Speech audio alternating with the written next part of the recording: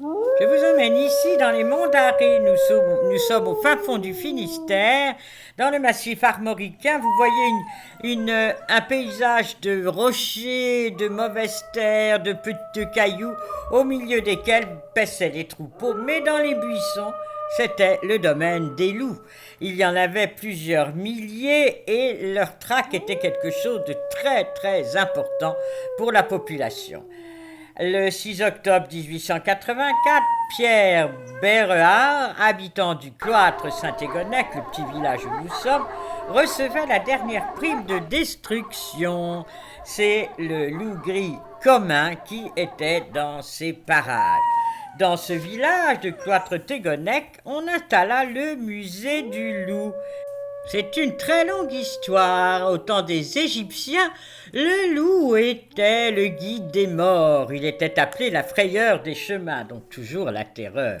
Chez les Grecs, le temple d'Apollon était entouré d'un bois réservé aux loups qu'on appelait le loup-caïode. Mais Aristote y enseigna, d'où le mot de notre français, le lycée, car c'est l'endroit au milieu des loups où Aristote enseignait. Voilà un loup empaillé des monts d'Arrée derrière son histoire, 10 000 ans avant Jésus-Christ. Avec monsieur et madame, et regardez les petites trappes. Alors on ouvre une petite trappe et on sait qu'il mesure 1 mètre de long, qu'il au garrot 65 cm, qu'il pèse plus ou moins 50 kilos.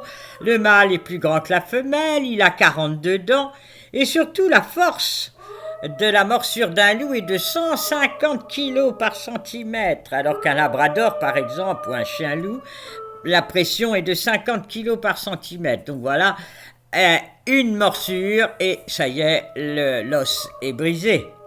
Voilà 4 louveteaux dans leur tanière et la mère reste tout le temps avec les petits et c'est le mâle qui va chercher la nourriture pendant qu'elle allaite ses louveteaux. Dans l'imagerie populaire, le loup reste vraiment la terreur, la peur, synonyme de peur, ce qui fait que pendant très longtemps, la littérature a raconté des contes et des vraies histoires de loups. La Révolution ayant supprimé la chasse aux loups, Napoléon l'a remis et institua les lieutenants de louveterie qui existent toujours. Voilà les pièges, voyez, pour essayer de les capturer, car c'était vraiment la bataille, il fallait les anéantir. Un autre piège à loups, regardez celui-là, vraiment énorme. Puis on utilisait aussi les fosses, enfin tous les moyens étaient bons pour exterminer ces animaux.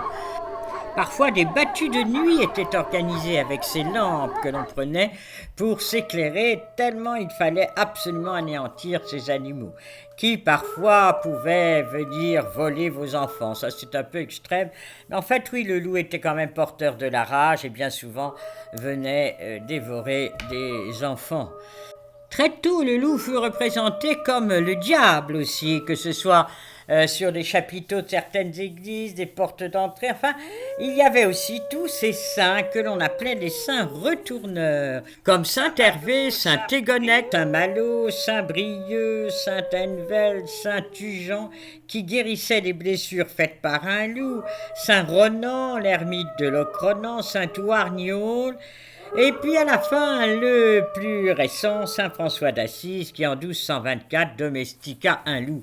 En fait, cela signifiait surtout qu'il domestiquait un loup au nom du Christ. Donc, une portée très importante dans la religion chrétienne, avec tous ces représentants, tous ces saints représentés avec un loup qu'ils avaient apprivoisé. En fait, c'est le mâle qu'ils avaient dominé, tout le symbole. Le loup ici hurle à la lune, c'est ce que vous avez entendu pendant tout ce montage. Je vous dis au revoir, à bientôt pour une autre visite. Écoutez le loup.